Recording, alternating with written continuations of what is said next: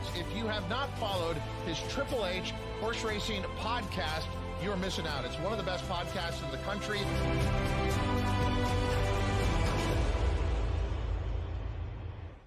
Good evening and welcome to episode 407 of Picks and Ponies right here on the HHH Racing Podcast. I am your extremely proud host, Howard Kravitz. Thank you very much for joining us tonight after a very long and successful and exciting weekend in Louisville, Kentucky for the 151st running of the Kentucky Derby.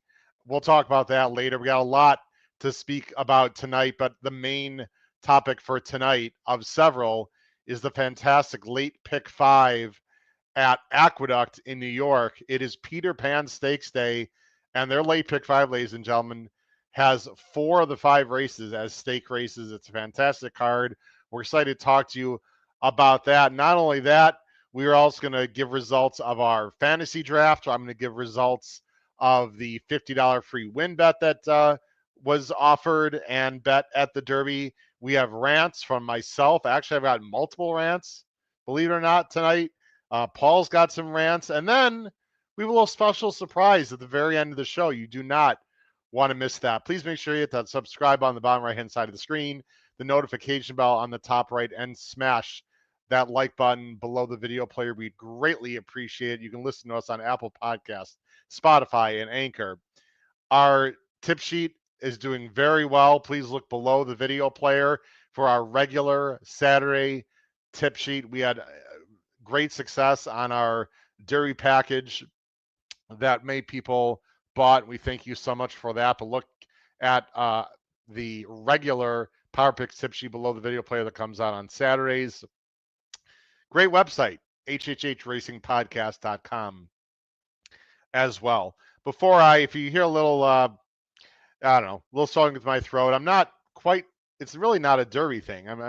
I guess I may have caught something there, but if you have school children at home, I don't know what's going on. Like half of my students are sick right now. It's crazy. I don't know, it might be summer fever, people getting ready for the end of the year, or maybe it's the season's changing here in the Midwest. I don't know what the heck is going on. So I'll fight through it. It'll be all good. To help me fight through it is a gentleman that has done yeoman's work on this podcast really for quite a long time, along with co-host Pete Visco. Pete Visco is not here tonight. He's got some family obligations, but to help me along is the trusty, the talented, the man from the Commonwealth, Massachusetts, and the Saratoga Special, my buddy, Mr. Paul Halloran. Mr. Halloran. It's the right night for this. It's the right night for this. I believe. You know what? I have a rant about that later. It's a positive rant, though. It's a positive rant. Go Cats! Wow, Go look at Cats. this. Paul, for the let's say people that are too busy or misinformed or maybe haven't crawled underneath the rock they live in, why are you so excited about wearing a Villanova hat and a Catholic boy shirt today? Well, today the conclave of cardinals elected the first American pope, and he happens to be from your hometown, Chicago, Howard. That's right. And he is a graduate of Villanova University. Yes. I am a proud parent of a Villanova graduate, and her husband, who's also a graduate. My money was well spent because she got a great husband out of it. And I'll tell you, it feels like just the momentum from the Derby continues. I did not see that one coming. And he seems like a great guy. And as I told you, when he inevitably makes his homecoming to Chicago, Howard, I will be there. I've seen a few popes, and I've been to the Washington, D.C. for the Pope. And we had Pope John Paul II in Boston. I was there in the rain. And if he comes to Chicago, I will be out there to see him. Well, that'll be great. We will welcome myself and Matt Miller and Kyle and Charlie Freeman. I almost said Kyle. He's from Chicago, but doesn't live in Chicago anymore. We will take care of you, sir. Maybe an OTB will be in the fold at some point. I'm just noticing. We have StreamYards, our software. It looks like, Paul, they raised the tags at the bottom. They made them bigger, so we can see things a little bigger now. Like Patrick will do says, "Good evening, all." I did not change that on there, so that's pretty cool. Jeff Amster, I will be talking about this. Howard, how about that? You and the new Pope Both possess undergraduate degrees in mathematics. Hey, can't fault the Pope for knowing about his numbers. So that's awesome. I'm actually going to talk about that a little bit later in the show. Paul, we have lots to talk about. And I don't want to waste any time because we have a multitude of things to discuss. And we also, of course, have great race plays at 9:30 Eastern. Talk about the late pick for Sunday at Santa Anita. So the first thing I want to do, Paul, is congratulate someone. I'd like to congratulate officially Patrick and Kyle. And the reason for that is I bring up our fantasy draft for the Derby right now. If I can bring it up, there it is.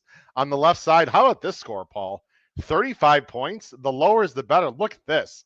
Journalism second, Tastastic 10th, East Avenue 8th. The surprise of the Derby, I think. Owen Almighty finishing 5th. Ballerino d'Orno, a disappointing 10th. Paul, they did not have one horse outside of the top 10? Wow. 35 points total. Yeah. My hat's off and tip of the cap to Kyle and Patrick, the 2025 Kentucky Derby HHH Racing Podcast Fantasy Draft Champions. Paul, that's a number that might stand for a long time, 35 points. Well, it's kind of like the Patriots getting Tom Brady in the 6th round with the 199th pick. I think we all agreed Owen Almighty was a logical candidate for 20th, and he ran his eyeballs out. That's a difference of 15 points. So hats off to Crazy. Patrick and East Avenue ran well too. East Avenue ran the race, just not good enough. I was hoping he might be, but he ran the type of race I thought he'd run. He just didn't have it. But hats off to Kyle and Patrick. We will we'll talk about the Derby and the Oaks a little bit. I will say myself and Matt, we took it on the chin. However, look, we finished last, a little asterisk. We were supposed to have Tapan Street, and we got shifted to Render Judgment. That is not exactly an upgrade, my friend. So who knows what Tapan. Based on the fact that Sovereignty won, you would have think Tapan Street, just based on form lines, would have had a shot in that race. But anyway, congratulations to Kyle and Patrick for that. And I see in the chat, this is pretty exciting from Matt Miller. Check out the Twin Spheres leaderboard. Noah Maher, host of Pacific Horse Players, making a splash in his first ever tournament try in the Twin Spires contest. Wow, Noah. I can't really look at it right now, but Noah, good luck. Matt, thanks for chiming in. I think Matt might have something to say later. So we got that going. Okay. We are going to handicap the late pick 5 at Belmont. Paul, we're going to do it a little quicker than normal.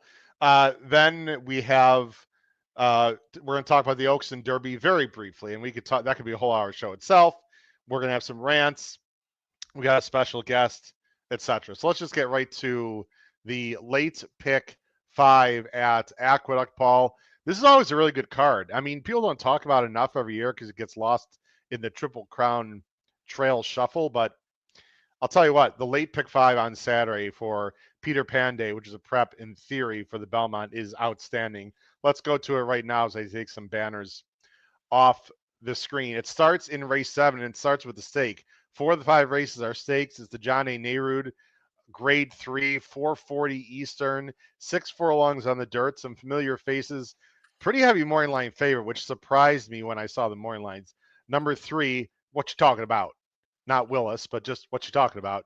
Wesley Ward, Irad, 6-5. Let's see where we're going here in this race. Yep. I'm going 1-3-5. Paul's going 5-2-4. Now, Paul and I often are simpatico. Paul, I know you don't know this, but I do. We are a little different tonight, which is great, actually, I think, for the viewers. Talk about the number 5, Anarchist, 7-2, Rosario, and Doug O'Neill coming off a huge effort at Oaklawn. That was a big effort, and I guess I understand. You'll talk about the 3 maybe. That 106 and 8-length win is what that's based on, but that was state bred. But anyway, back to the 5. Yep. So O'Neill, 13% in the last 5 years, Howard, shipping to Naira. But when you narrow it down to Aqueduct, it goes up to 27%, 3 for 11, for whatever that's worth. I thought that was a pretty good race. I think Booth and Rivet are both pretty good. This horse was right on the pace. I didn't watch as much Oaklawn this year, Howard, as I have in the past, but it just seems like everything's coming from behind in the stretch there. So you'll see this horse is actually right to the throat latch of a Yeah. 2 to 5 shot.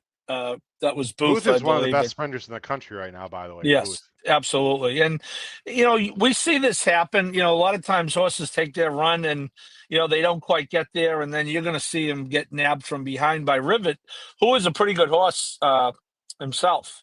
Yeah. And I mean, very late. Rivet is going to grab. If you had that exacta, it's a tough beat. But I thought that's a pretty solid race to come back off of. I think O'Neill's great. And yeah, I just think that he'll get a good trip in this race. Right back at the 6 furlongs, and I think he'll set a trip, and he'll be right there. I had him on top at first, Paul, because I'm like, if he runs that race, he's going to win Saturday. Then I thought about him like, well, that was a very tough, grueling race. He got a perfect trip. He might get a perfect trip again. I can make the argument he's the horse to beat, Paul. I have mad respect for Aragon. A 7-2 would be an absolute gift. If he's 7-2, I'm probably going to put a win bet on him, even though I have him third. I just don't know if he can repeat that. Now, I mean, it took him a while when he came back from Korea. I'm not a big bounce guy, but, he didn't run great in the Palos Verdes. Then he went to turf. So dirty up form. He got back to what he wanted to do and ran huge. He's going to sit a nice trip. I think he's very logical in here. I just wanted to go a different direction. I don't trust him to repeat that effort, Paul, but he obviously could repeat that effort. It wouldn't surprise me. I went to Full Moon Madness, and I have to say it's not my favorite choice here. I don't love the 3-1. My thought here is with the jockey switch to Franco, I think he's be a little bit less aggressive. I like Carmouche, but he was forced the last 2 times to be up close. And I'm not exactly sure that's what Full Moon Madness wants to do, Paul. I think he rather, when he was better when he was sort of stalking and sitting, and I think he'll be much better breaking and just sitting right off the lead if someone goes with Anarchist. He's been working well locally. I like that. And I don't think he's going to be the favorite. So I'm going to go with Full Moon Madness, just thinking that they're going to ride him a little bit differently. His best numbers are pretty much right there with everyone else in the field. I guess the big question is, what do you do with number 3, what you're talking about, who is 6-5? And like I said, Aragon is the best in the game. People see Wesley Ward, Irad, and a 106, and they're like, well, this horse can't lose. That was an awfully soft trip against much, much, much easier. But what I did like, Paul, is number 1, he doesn't have to have the lead, but he could have the lead. Number 2, it's Irad. Number 3, he's pretty lightly raced, and I figure, he's going to continue to improve. Now, I'm not saying he's going to improve off the 106, but I guess there's less of a chance for me, of him regressing, even though it comes off a big fig. I think Wesley did a really good, smart thing here, Paul, and resting him up off that big fig. And look, he could just keep getting better. He's got bullet work. So I'm using him in second, trying to get a price. You're not using him at all, which I totally get. Well, Howard, let me tell you something. And for whatever this matters to you, this horse has been scratched twice in the last month. On April 8th, he was a gate scratch. Okay. And on May 1st, Wesley scratched him. So you could do what you want with that, but he did intend to run him before this race. And, if he moves forward off the last race, Howard, he should go to the damn 4-go, for Christ's sakes. If he's going to move forward off of 106, I don't. Normally, I'd be concerned. Luck. I didn't know that. I didn't see that. I'd be concerned, Paul, except he has bullet work since, and the day that he scratched, he had a bullet work. So obviously, he wasn't going to be running that day anyway. Right. Just information. That's all. No, interesting. You and I completely disagree on the 2, and then we're going to move on. I don't like this 2 at all. The number 2 Silver Slugger at 8-1. I realize you're like, what's not to like, Howard? He's won by 1, 3, and 6.5. I don't know. He's doing it against optional, 12 claimers. I know he's done it well, but this is just a massive step up in class. He does have junior. I have to see it to believe it. I don't like this horse at all, but you've got him second, so one of them is going to be right about this horse. Well, obviously, I'm hoping I think this horse is ascend, and I'm kind of, hoping that he goes and beats the 3 around and maybe keeps running. I have him second. I think he'll get caught, but it's a bit of a it's a bit of a reach for sure. But in the best form of his young gelded life with them coming off a 93. I don't like the fact that no listed works since that last race, which is coming from Florida to New York with 3 weeks in between, almost a month in between. That's a little. I would almost be willing to think there was some type of a spirited gallop in there that didn't quite register as a work, isn't there? Yeah, it's going to be interesting to see. There's a lot of speed. That might be Anarchist's problem in this race is the number 2. But anyway, fun race, small field. Let's go on to the next race. The second leg of this Pick 5 on Saturday at, by the way, let me give a little name. For all those of you fans of the 90s music, Sir Mix-a-Lot, Paul. I'm sure you're very familiar with the rappers. Sir Mix-a-Lot had a song, Baby Got Back. I think that's the theme for tonight, as in BAQ, Belmont at Aqueduct. They call it. That sounds like a bartender. Sir Anyway. Mix-a-Lot. Optional claiming 75, mile 60th on the turf. Rails are out 27 feet. Field of 7. We got a bunch of AEs. Actually, they are MTOs, main track onlys. Paul loves when I talk about the weather. I won't even talk about the weather. I'll just say that Friday, tomorrow in New York, they're supposed to get a lot of rain. Might be a soft turf on Saturday. We'll see. But there's the field right there. You got a Moyline favorite. If it's on the turf of the number, who is the favorite? The 1. Activist Investing, a British spread for Chad and Irad. Always a nice combo. Let's see where we're going. I'm going 163. Paul's going 146. What a surprise. Good. We're going with Chad and Irad in a turf race in New York. I don't think it's that obvious, though, Paul. I don't what either. say you about Activist Investing? Yeah, I don't either, Howard. In fact, I looked at several other horses, and then when I looked at, in the context of the race, and then I kind of try to look at them one-on-one with the 1, and every matchup, I just came to the 1. I almost picked the 4, whom I picked second, but I just think that, if you want to talk about the layoff, this horse was off a year and a half, and now there's another layoff. But Chad, two races off a 400 to 600 day layoff, 29%. You're showing the race here from Gulfstream, I assume, which was absolutely just to get him going again this year. I don't know what happened in between, Howard. That's could be of some concern. The horse comes back off a year and a half, and now he's on the shelf again for 3 months.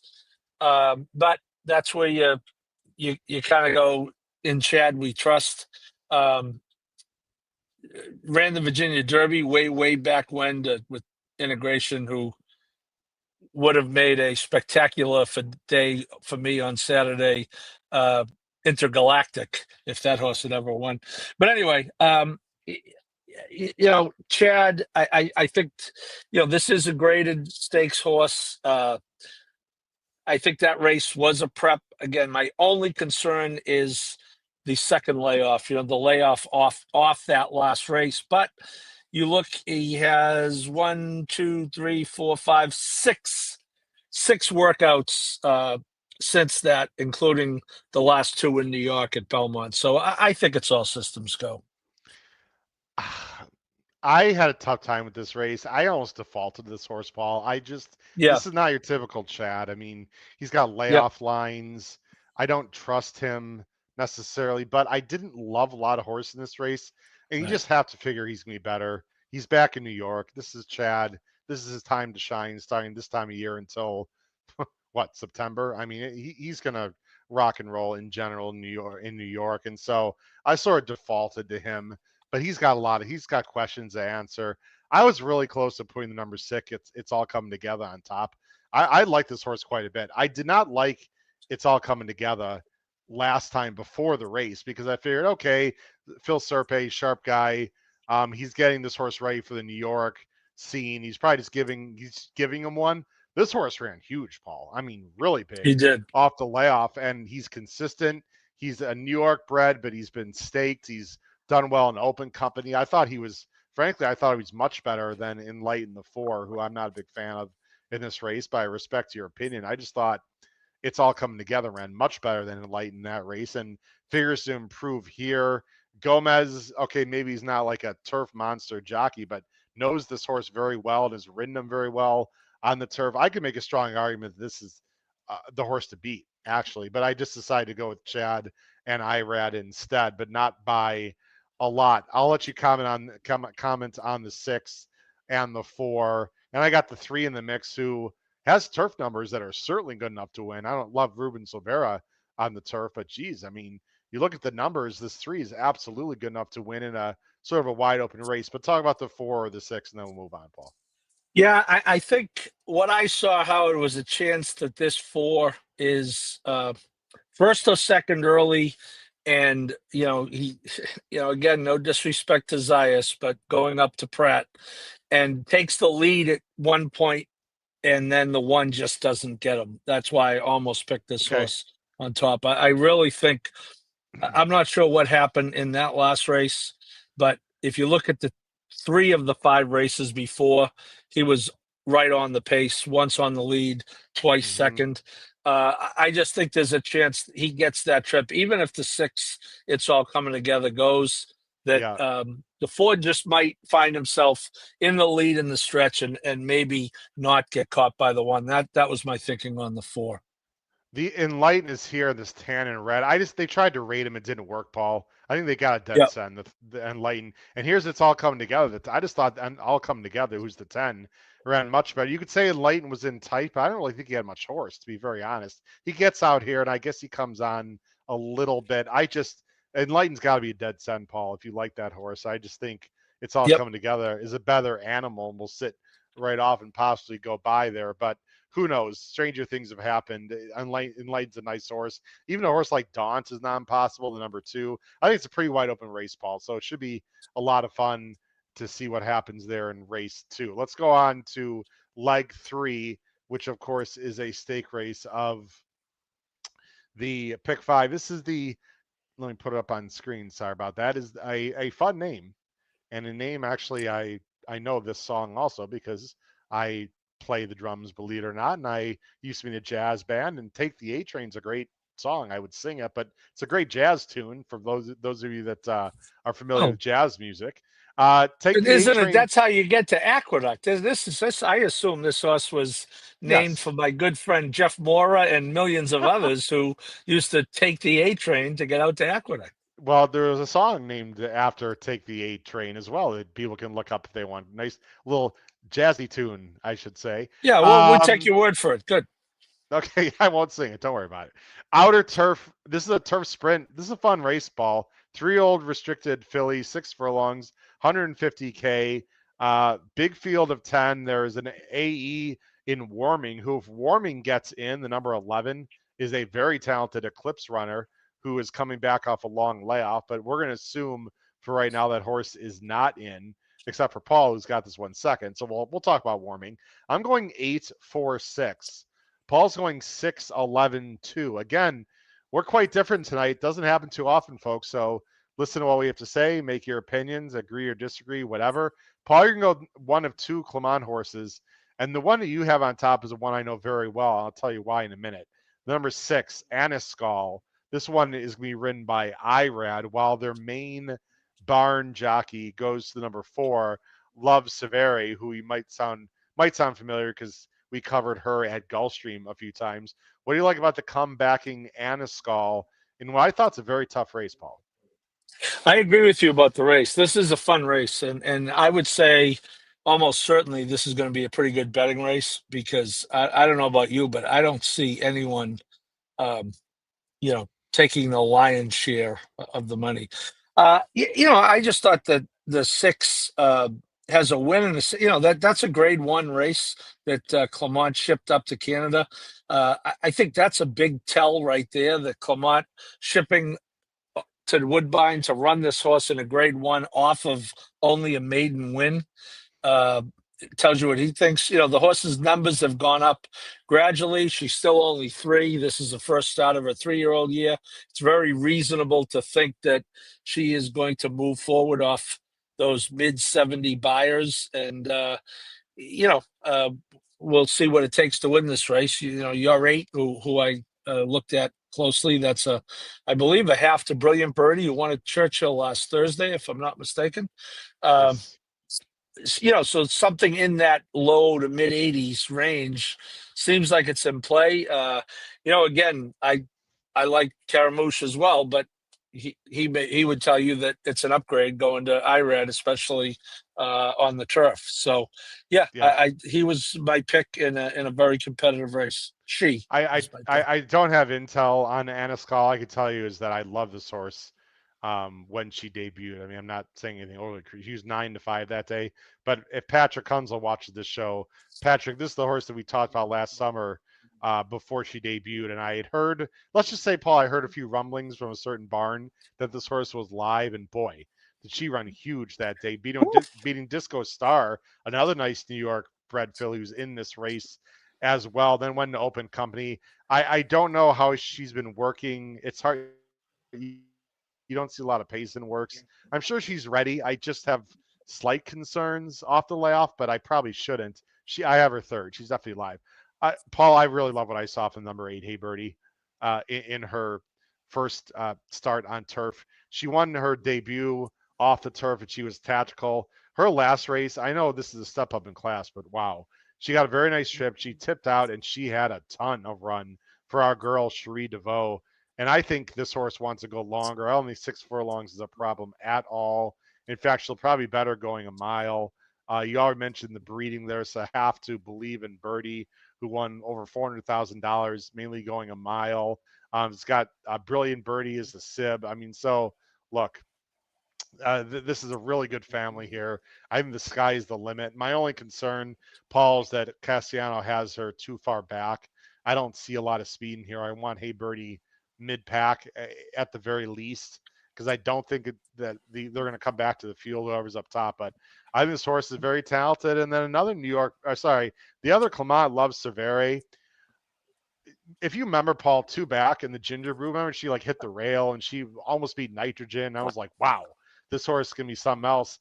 I'm not going to show the replay due to time tonight, but the last time she got a weird trip. She was in between. Okay, not a big deal. Then she got shuffled back and just didn't look real comfortable. And then ran on sort of late when it was really too late. And Spirited Boss and the Oris got the jump. I just think she's better than that.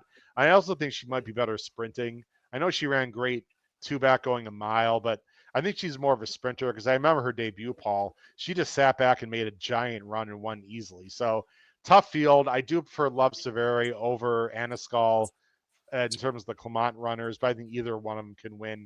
And why don't you talk about Warming, who if Warming gets in the number 11, I watched that replay from last year. I mean, Warming has not run since June, but boy, you couldn't find a more impressive first time effort than what she did.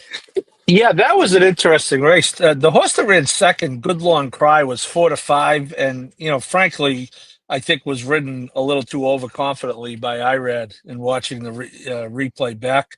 I think Irad rode that race like there's no way he was going to lose, and and Graham Motion, they're not necessarily cranked 100% the first time out, but the fact that this horse ran in New York the first time out, that was an impressive win. Graham off a maiden win with 180 to 360 day layoff. 2 for 9, small sample, but 22%. Yeah, I think if this horse gets in, she is a straight A from me on my grid. Really fun race. I think it's one of the more wide open races of the sequence. They take the A train sprint for the 3-year-old ladies. Let's go on to the penultimate race of the Pick 5. Two big grade stakes, Paul. Very excited about these two races. First, it's the Ruffian, race 10, named after, of course, Ruffian. Grade 2, 1 mile on the dirt. Fillies and mares, older, $200,000. Big field of 11. There are no AEs. Moyline favorite is the number 10, the very likable New York bred My Main Squeeze, who was entered in the extremely tough Churchill race last year. Maker scratched on purpose, decides to go to this easier spot, but it's not that easy. I am going with My Main Squeeze. I'm going 10-4-9. Paul's going 8-10-3.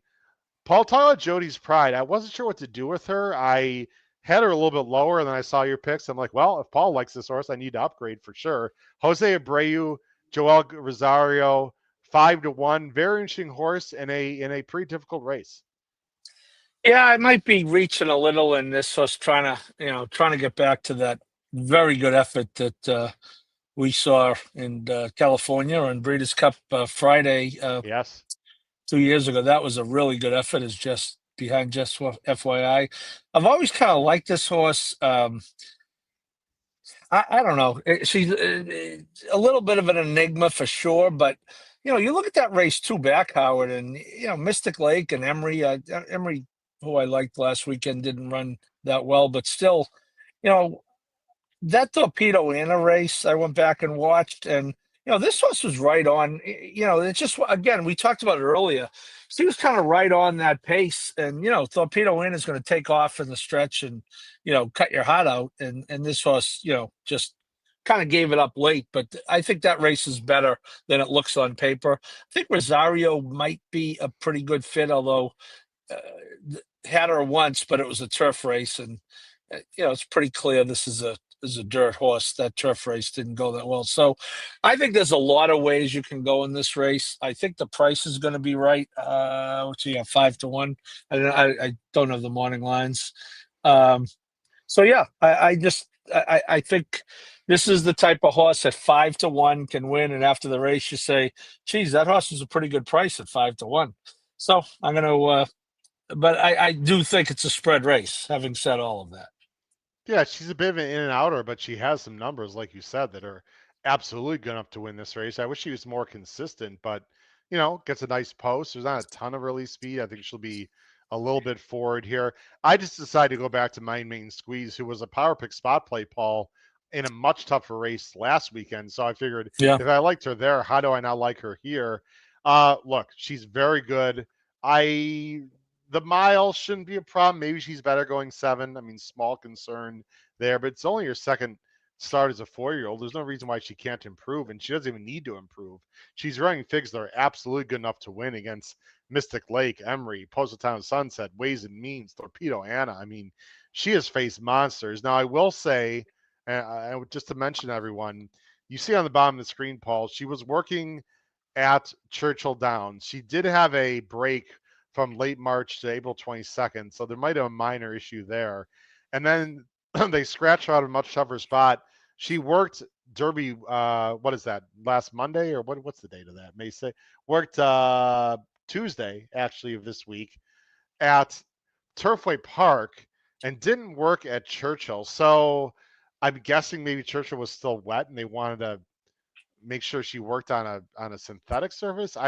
There's a few things that are slightly concerning. Now they shift to New York. Like I read an article that Maker said this was the plan to scratch her and run her here, but I have to say I'm not. It's a spot play for me this week, but I can't say that I'm really, really, really confident. But she's classy and she's really good. And I'm a little surprised, Paul, you didn't have love for the New York bred, the number 4. Anytime Paul doesn't like a New York bred or a Godolphin horse, I get slightly concerned. I think Sterling Silver is pretty damn good, Paul. I mean, I think she's Yeah. underrated. How about this job for Mott? She's one of our $1 million, Paul, for New York bred by Cupid. I mean, unbelievable what he's done with this horse. All she does is run. She should sit a good trip. I think she's very logical in a race that I don't trust some other ones, including the number 9 Gunsong, who I have third. And if she can run back to some previous races, she might win this thing easily. She had some issues. She has some bone bruising, by the way, leading into that last race I read, Paul, which is why she didn't run very well off the layoff. Hennig said she's working much better now. I'm going to trust that that's true. So I do like Gunsong, but we got some breaking news, Paul. Hold on. Breaking news. Noah Maher. Hello. Winner in his first event. Wow. The HHH Racing Podcast, man. Our hosts and co-hosts are rocking it out. Noah Maher, 21 years old, from Yorba Linda, California, and University of Kentucky. Congrats, Noah. I'm really happy for you, man. That is awesome. I'm assuming that's a qualifier on Twin Spires for probably a tournament this weekend. So congratulations, Noah. Well-deserved. Excellent young handicapper. Everyone should be extremely worried now because that's just the first of many tournaments that young man is probably going to win. Sorry, Paul, I had to interrupt there, but Gunsong, Absolutely. Gunsong can also win. I mean, you got the 3, you got the 10. It's pretty. Sorry, you got the 3 also in the mix. Who is So chatty. Catherine Wheel. I thought she's a little bit slow, but is improving. Wide open race, really. At cross centered, by the Yeah, way. I'm not sure where she's running. and you mentioned Gunsong, Howard, and I think she has 2 races on the page, and 2 of her last 3.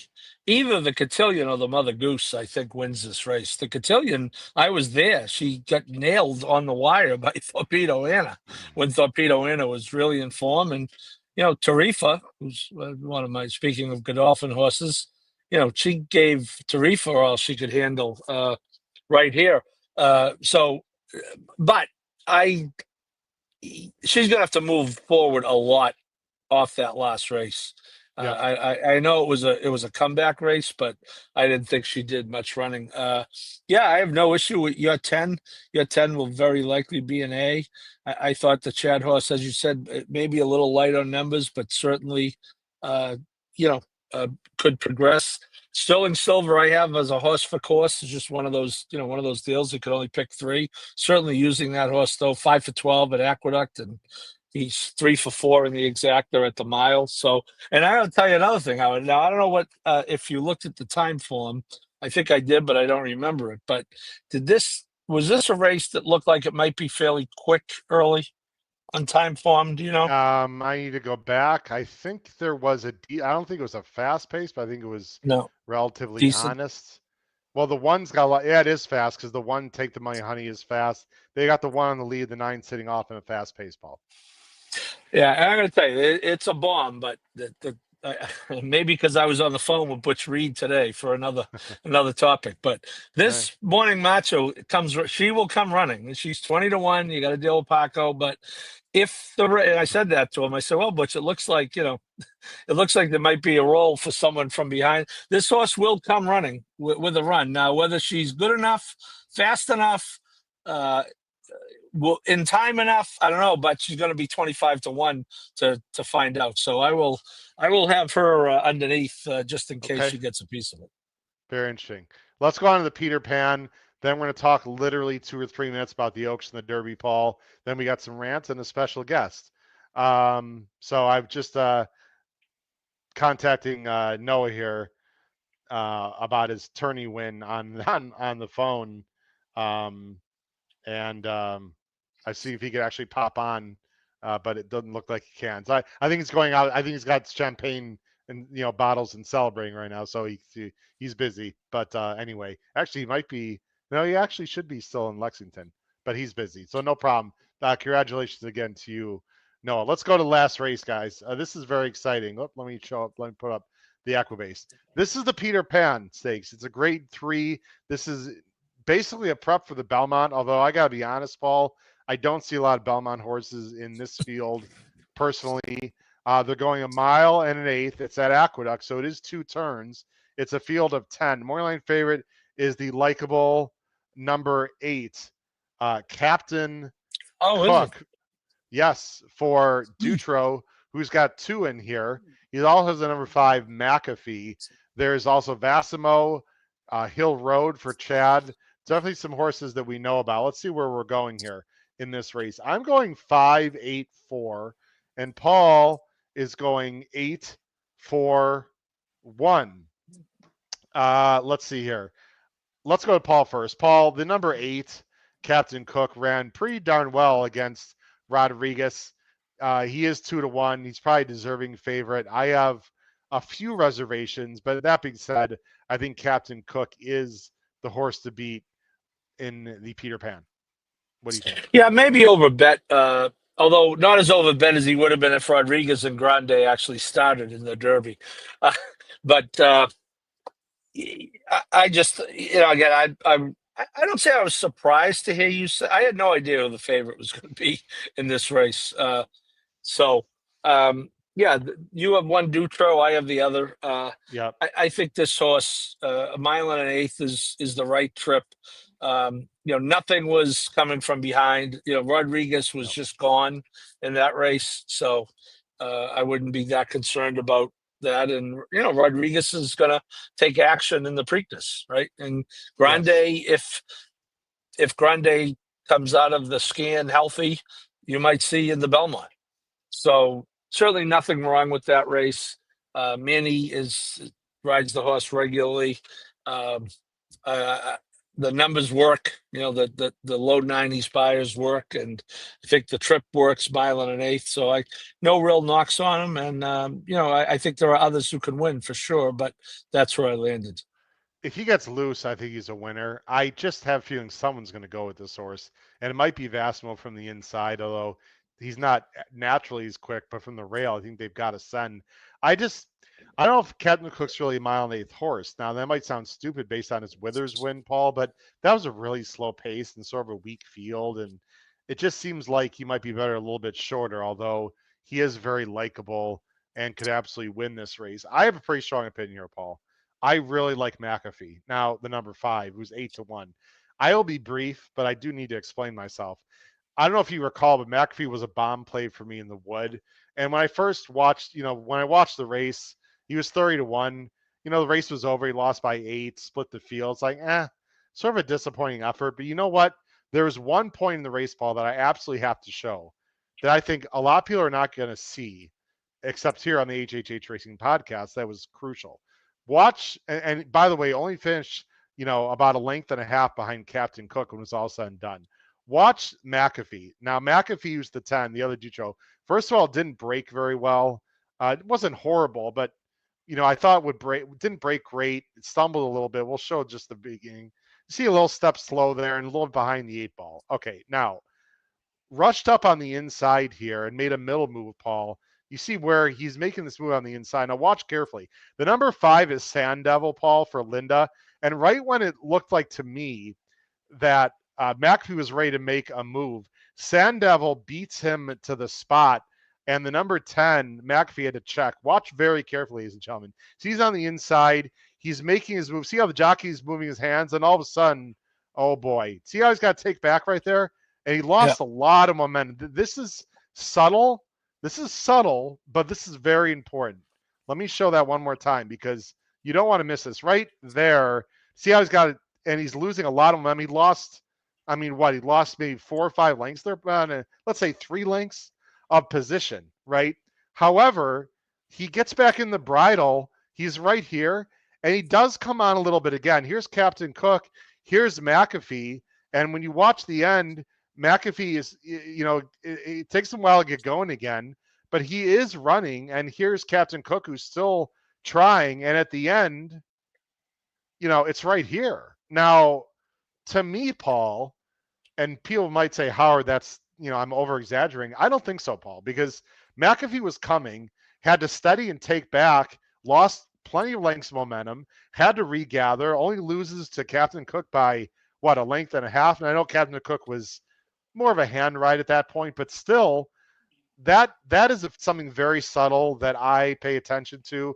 I think there's more to McAfee than meets the eye. Gets blinkers on, and if Captain Cook, Paul, is the horse to beat, and McAfee only lost by that much, and McAfee's gonna be 3 times, 4 times the price, Paul. I mean, damn. McAfee is a huge play for me Saturday, and I could be wrong. I'm gonna take a little bit of a shot here. I think McAfee has a big shot. Hill Road, we'll talk about here. I don't know, Paul. We talked about the juvenile, and it hasn't come back good. He ran okay in the comeback race. Now he's been laid off again. Chad's trying to figure him out. There's not a lot of speed in this race. I have him second. I have him third. You have him second. He's going to take a ton of money. I just don't know how good he is, Paul, and I don't want to take 5-2 to find out, especially on the win end. So I just think McAfee is as likely as anyone in this race. I could be wrong, but that's just my gut feel here. Yeah, Hill Road's going to win one of these days. I'm not sure if I'll ever. I really liked Hill Road in the juvenile to get a piece of it. Yeah, so did I. And he ran huge, and then way too far. But in both cases, way too far back. But you know what? Pratt's not stupid, and don't be surprised if he's not that far back. Unless he just can't run any other way. So again, he's going to win one of these races. I'm going to probably stick with him as on my top line or B line, but it looks like stuff may have to go right. The only thing I would say is I don't think he's going to be last early on Saturday. No. And Vassimo, I have a lot of question marks in this race, Paul, including with Captain Cook. I just don't feel like taking a low price in this race. Vassimo can win. Todd is still trying to figure this one out. This was a horse that Noah Maher liked, who, by the way, is celebrating the end of the semester and his tournament victory out for dinner. So that's why Noah can't pop on here, but totally understand it. So, look, Paul, I don't know. Katie said McAfee's not good. A lot of people in the chat also thought Raging Sea had no chance against Torpedo Anna also, Paul. I'm not saying that was you, Katie. I'm just want to make a point there. You could be right though, Katie. I don't know. I just want to get creative in this race, Paul. I don't think anyone really stands out. I think there's a few that can win, and I'm really interested in McAfee on Saturday. I hope he gets a clean trip and runs a big race. That's going to be a big play for me. Very quickly with our best bets, Paul, and then we'll talk about the Derby and Oaks a little bit and bring on a special guest. Paul, you're going to play a pick 3 in race 9. You're going to go 6-11 with 8-10 with 4-8, and that's in race 9. And I have a best bet. I'm going to go a pick 3 in race 7, 1-3-5 with 1-6 with 4-8. And then I'm going to, in race 11, I'm going to play win and place at McAfee, and I'm going to use McAfee in first and second, keying him with the 1-4-8. That's the logicals, trying to get McAfee there in the money, Paul, in a very fun Peter Pan. I don't see a lot of Belmont horses coming out of that race unless someone really explodes. Would you agree with that? I don't see. Yeah, the Belmont's going to be loaded. So good luck to anyone in this race who wants to go into that race. It sure will. Paul, let's very quickly, I'm just going to bring up, again, just for a few minutes before I bring on our special guest, I should say, plural, in just a little bit here. Let's talk about the Oaks first. Good Cheer was absolutely outstanding. I was trying to get a little, a cheeky and beat her. It ended up being stupid. I used her, but, I thought others could win. Boy, this Godolphin horse is just really damn good. I had the pleasure of seeing her in the winner's circle, talking to Chad and Luis in the press conference, Brad, and Luis in the press conference, along with the wonderful connections from Godolphin. Good Cheer is just really good and by far the leading 3-year-old filly candidate right now until her barn buddy Mercive comes back, I suppose. Yeah. Yeah, and there was some talk, we talked about it on the show last week. There was some talk that she was going to be, 2-1 or 9-5. And I said, I think I said I'd be doing something irresponsible. And as you can see, she looks like 6-5 is what I'm looking at.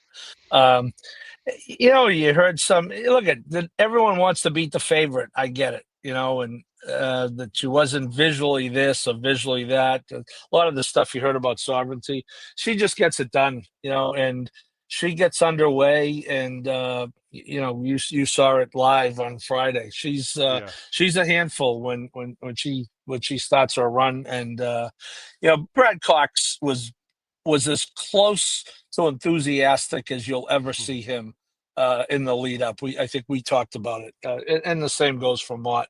So this sauce, I thought for a race like the Oaks, which is 14 horses, they're going 1.125 for the first time, basically. The race tends to give prices. I thought she was as close to a free space as you're ever going to get in that race. You were absolutely right. Just because I'm scrolling at the bottom, by the way, does not mean we're ending the show, everyone. So don't worry about that. She was really good. It was a fast pace. I got nothing to add.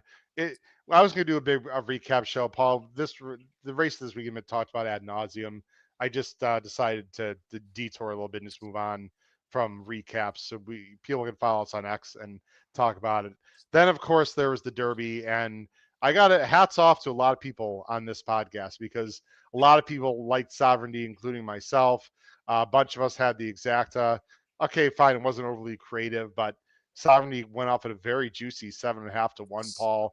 Boy, Mott and Alvarado. I don't know what else we can say. Ran huge. Journalism ran a great race. Might go to the Preakness, and Baeza was flying late. Final Gamut did exactly what I thought, which is run big, in the exotics for fourth. A very satisfying Derby, I thought, where the best horses really ran the best. And hats off to Belmont, Junior Alvarado, and Sovereignty winning the 151st running of the Kentucky Derby. Yeah, it was pretty good. I've talked to a lot. You know how it is, Howard. You get a lot of texts that day from people you don't hear from all the time. Who do you like in the Derby? So they'll be trying to reach me next year because I finally gave them a winner. But look, I thought journalism was extremely formidable. But I will say this, and it's not because I like Sovereignty. I think that all the positives that were said about journalism are 100% justified. But I think the notion going into the race that there was this big gap between him and everyone else, including Sovereignty, I honestly didn't see that. And this is not second guessing. I like the horse. I have notes upstairs, from I watch the morning shows every day for 2 weeks and watch them both closely. And as I say, absolutely no negative on journalism, but the price on Sovereignty, and again, thank you, Sandman. And I mean that genuinely. I think we all owe Griffin Johnson an unbelievable debt of gratitude for putting for putting the eyes on the race. Seriously, I'm not talking about the price. Oh, yeah, I mean, he was a sincere. I like him a lot. I heard him on Bick this week, and 10 million people. Most of his followers. Hey, maybe a lot of them it's just for that day. I don't care. That anyone, these morons on HRX, you cannot find one negative thing about Griffin Johnson and what he did with Good that guy. horse. But anyway, you give Mott, everyone points to the Derby for months and months and months. And you can argue that given a competitive horse, there might be some as good, but no one is better than just pointing for one race. And remember how that horse had the points.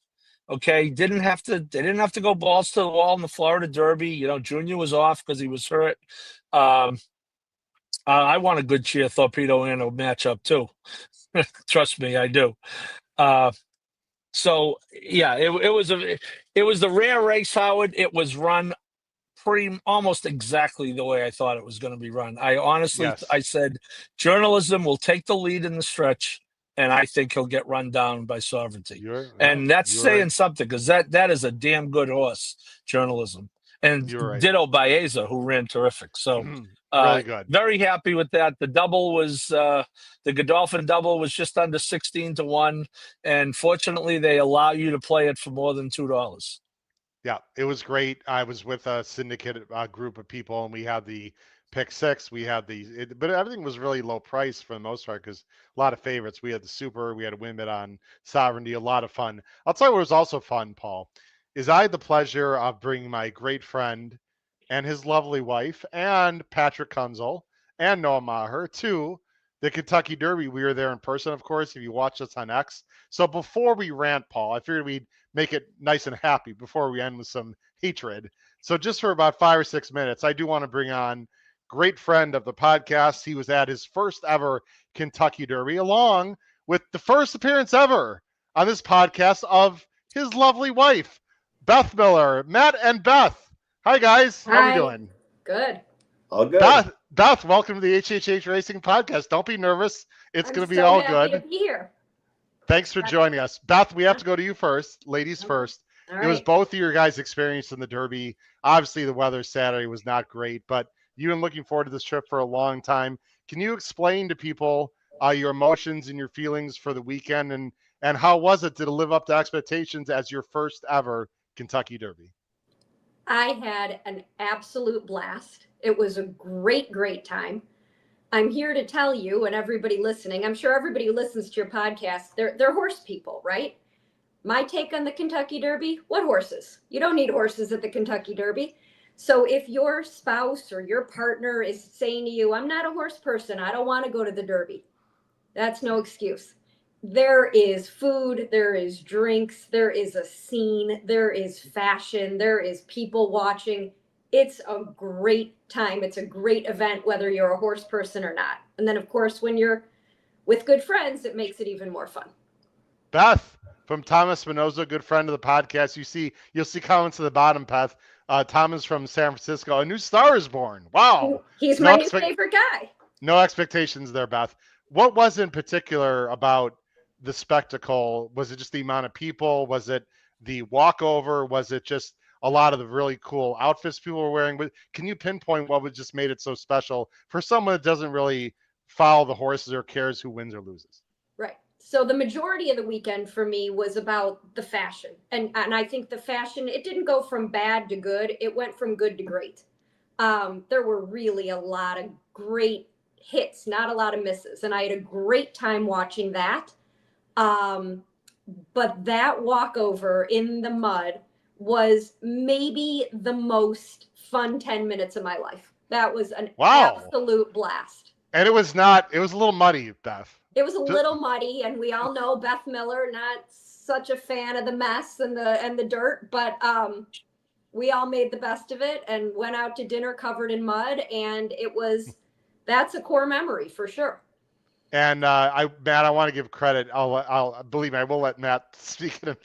It's hard to sit here not. It's going well. It's going well, just the way it is. I think you're right.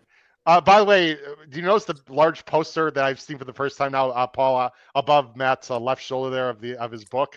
That thing's monstrous. See it. I love it. I thought I saw that on a billboard driving to Chicago a few days ago. But anyway, that was not a vanity project. That was a nice gift for my family when I got the thing published. That's actually really cool. I've never seen that before. Last question, Beth. What do you recommend to people that want to go in the future? Is there something you would have done differently? Now, it was sort of cold.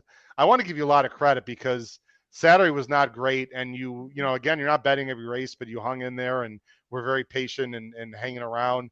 Is there anything you'd like to see done differently? I know there's a lot of time between the races, which there's more time between the races, Beth, than normal on Derby weekend. It's not usually 35 minutes, but that's a big complaint by a lot of horse players. Is there anything you would recommend to people going for the first time or things you'd like to see differently done?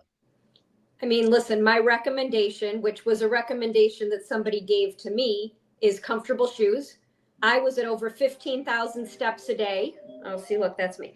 I was at over 15,000 steps a day. So the really pretty heels that I bought just weren't going to cut it this weekend. So comfortable shoes for sure. And I don't think I can change the way the Kentucky Derby does things. I would love the races to, go off faster. Sure. In better weather, there's plenty to go look around and see and explore in between the races. That was just unfortunate on Saturday that it rained all day. So, you can't control that. A certain person, who is this? Allison Miller?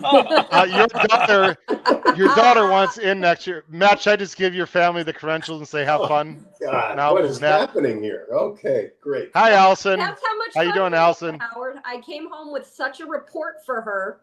If she wasn't jealous enough before, she was certainly jealous after. Great to have Allison on the show. Okay, Matt, your first time at the Derby too. Thanks for the thoughts there, Beth. Your first time, Matt, we've talked about this for a while. You got to see and do just about anything you wanted, I think, for the most part, other than a few minor things. There were some famous people there that sort of made it a little bit more difficult for you guys to do what you wanted to do. But overall, I know you just thought the experience was amazing. Holy cow. And look, I say this all the time. I feel just so lucky. The fact that you went the year before with these media credentials and you were able to call saying, hey, this is the kind of experience I can provide. It was unbelievable. Churchill couldn't have been any cooler. Taking us up to the roof, seeing all the snipers and their gear was so comforting, actually, to see just how much security there was and how serious they were. The walkover, there were a couple elements of it that were amazing. I'll make a joke a little bit at Beth's expense. As we walk over and you decide where to stand, we walk, the two horses to which I was alive in the big double were Luxor and Journalism. So we stand between them and I look over and she's talking with the ownership of Luxor Cafe. And I have to kind of pull her over and explain, this is like talking to the mother of the bride before you walk down the aisle. Like, they don't care that we're going to Japan this summer. Like, just let's let them be. So super funny that way. But then, you're doing this walkover. Most people don't know the feeling of walking towards 100,000 people. That's just a crazy feeling. And it's loud and it's big. The energy on the rail was crazy. I have a rip on every Kentucky Derby owner that hasn't done what I'm about to say. The energy on the rail was so palpable that I don't know how these owners aren't showing up with t-shirt cannons and buttons and hats. I mean, you could have so much fun with the crowd. Just look at the crowd and yell any horse name, and a bunch of people scream it back at you. So I would say for me, that energy, along with just the craziness after the race of walking over the dirt course to get to the turf, to get to the winner's circle, it's just a surreal feeling. Like, this is one of these spots I never thought I'd be standing in my life. And yeah, very publicly, I want to say thanks a lot for making that happen. Well, you're welcome, Matt. It is surreal, Matt and Beth, to be literally like yards away from the horse that just won the Derby and the Oaks, along with all the media people taking pictures on the turf course at Churchill. It's so hard for me to believe that I did it for a third time. Really amazing. Matt and Beth, I wish we had more time to talk to you about this on air. Maybe we will another time, but I want to thank both of you for not only, of course, going to the Derby, but just being a part of the podcast, Matt, in an indirect way. And congratulations, by the way. I'm feeling you had a small help in Noah Maher winning today for the Twin Spires contest. So that's pretty cool as well. But go ahead. I don't know if you want to say anything real quick. Look, that was all him. I'm Okay. just a good corner man, and he had a plan. Awesome. He read a pretty good book on tournament strategy before doing this, and he walked into this knowing exactly what he wanted to do. Awesome. And he just wanted the confidence of saying, does this make sense to you? And yeah, it did. And he hit, and it was great. So good for him. Awesome. Well, happy for him. Happy for you guys. Love you guys. Thanks for coming again to the Derby. It was amazing. It won't be the first time. Apparently next time we'll be with at least one of your daughters, Allison. So we'll do the very best we can to make that happen. Matt and Beth Miller, thanks for coming on, guys. Have a great night. Thanks, Appreciate Howard. it. See ya. See ya, Paul. Bye. Bye-bye. All right. Great people. I can't say enough good things. They had a great time. Paul, here's what we're going to do. We have quick rants. And instead of taking us off the screen, it's just you and I. I'm going to leave us on the screen, but I am going to go bigger. I'm going to go bigger here with us. So we're going to do this so you can move yourself a little bit. I have 3 things I want to say. I'll do it very quickly and very strongly. 2 of them are negative. 1 is positive. Number 1, Martin Garcia decided to pull a little Bayern from 2014 in the Kentucky Didn't get Derby. taken down. Byron didn't get taken down. Why wouldn't he? And Paul, I got to tell you, I was watching this from around, ground level about where the wire was. And so obviously they're breaking, 2 furlongs away from me. The very first thing I said to myself was, what the F? What in the world? There's no reason for Martin Garcia, who had the rail on Citizen Bull, to come over 5 paths right away. It was not the horse. He pulled with his right rein, and he could have caused a major, major issue just by the grace of God or the new Pope Paul or whatever. No one got hurt. You cannot tell me that was not purposefully done for no goddamn reason. They don't need to come over like that with the rail further out anymore. We've talked about this ad nauseum. Now, maybe the inside wasn't a good part of the track. Too effing bad. You can't wipe out 4 or 5 horses, Paul. And if Rodriguez was in the 4-hole, let me tell you something. That would not have happened. Martin Garcia should be suspended from the Kentucky Derby for several years. Don't forget this 30-day nonsense, Paul. He doesn't ride much anyway. Suspend his ass from the Kentucky Derby and give Mr. Baffert, who I am not a hater, everyone.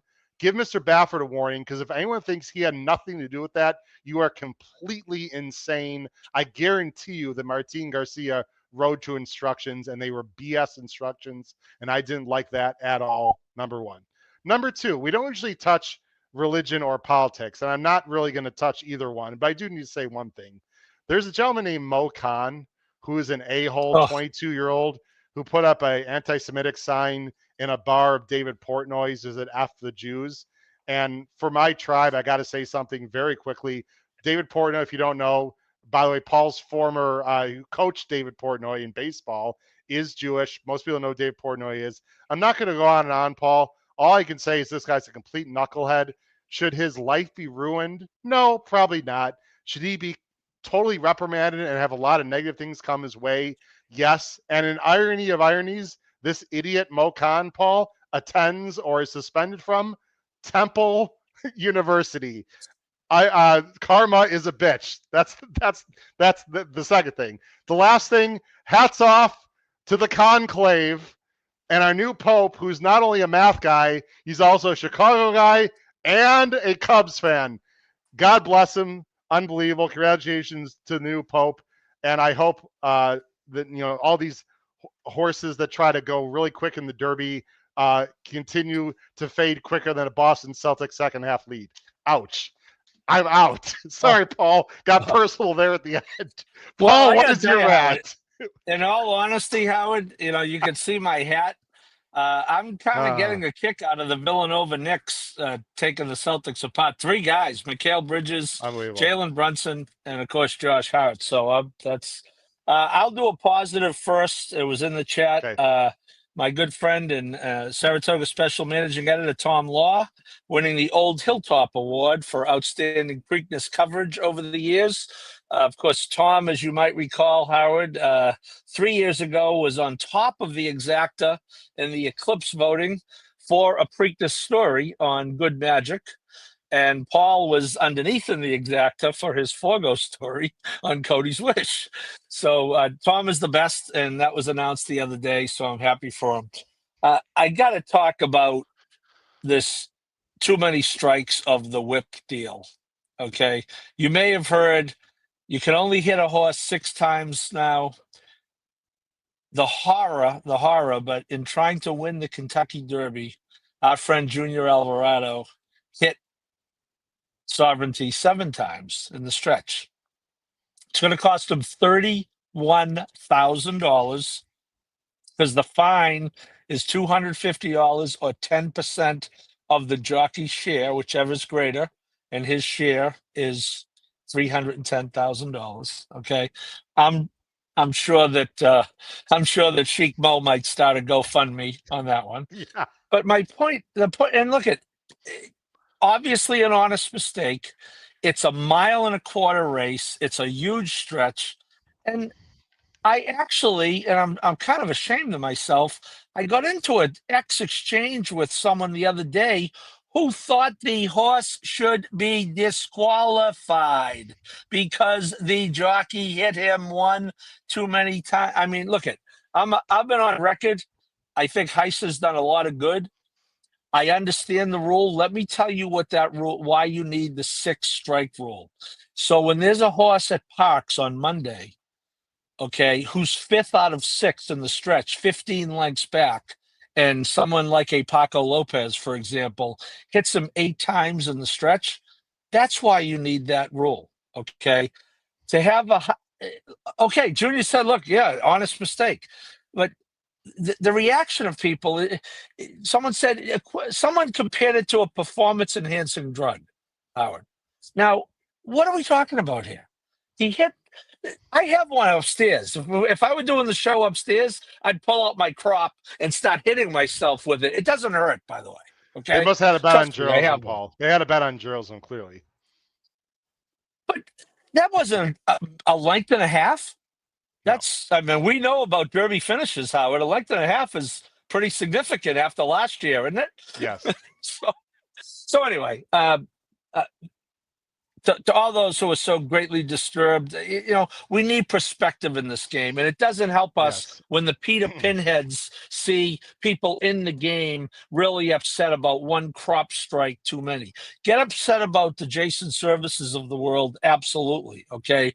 And there's a lot of things you can get upset about, but one crop strike too many to win the Kentucky Derby, I don't know about you, but to make sure I slept okay that night, Howard, I went on and checked my Naira Bets balance, and I slept fine. Okay. I hear you. Look, I mean, I know a lot of people expect us to talk about the Triple Crown Trail. I'm so sick of talking about it. Paul, it's very simple.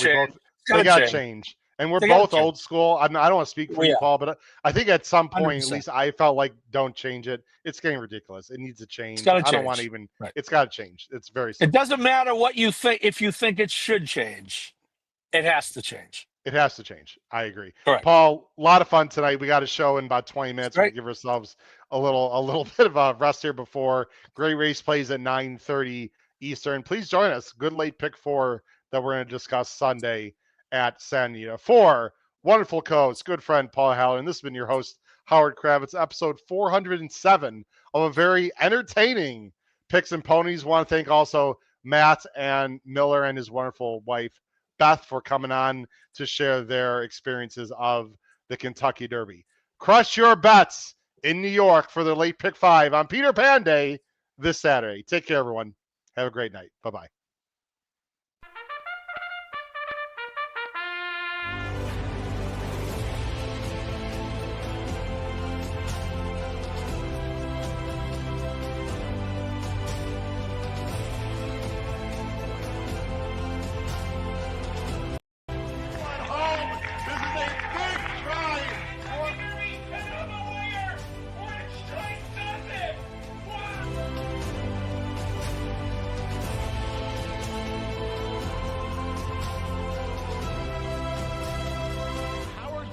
If you have not followed his Triple H horse racing podcast, you're missing out. It's one of the best podcasts in the country.